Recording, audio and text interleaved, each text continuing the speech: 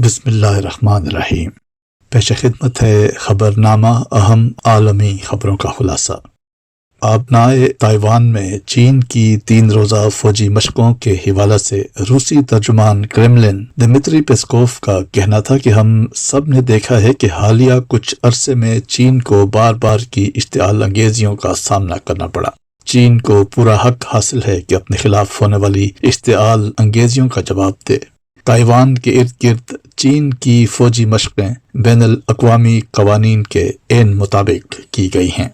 فرانسیسی صدر میکرون کے دورہ چین میں یوکرین تنازع پر ہونے والی بات چیت کے بارے میں دمتری پیسکوف کا کہنا تھا کہ فرانس یوکرین تنازع میں بالواسطہ اور بلا واسطہ دونوں لحاظ سے یوکرین کی طرف سے شامل ہے، اس لیے یوکرین تنازع میں فرانس کی ثالثی کا سوال ہی پیدا نہیں ہوتا۔ یاد رہے کہ دورہ چین میں فرانسیسی صدر نے چینی صدر پر یوکرین تنازع کے حل کے لیے روس پر دباؤ ڈالنے کا کہا تھا۔ امریکی افواج کی سرگرمیوں سے متعلق خفیہ دستاویزات پینٹاگون سے لیک ہو گئیں۔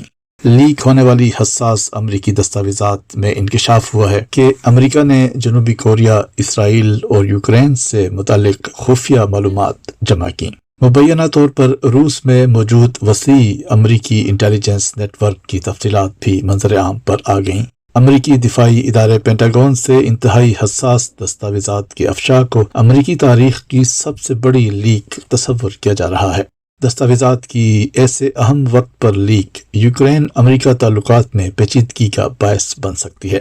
حساس دستاویزات کے مطابق امریکہ یوکرین کے صدر زیلنسکی کی جاسوسی کرتا رہا ہے، اور امریکہ کو معلوم تھا کہ روس یوکرین میں کب اور کن پاور پلانٹس، الیکٹرک سب اسٹیشنز، ریلوے ٹریکس، روڈز اور پلوں کو نشانہ بنائے گا۔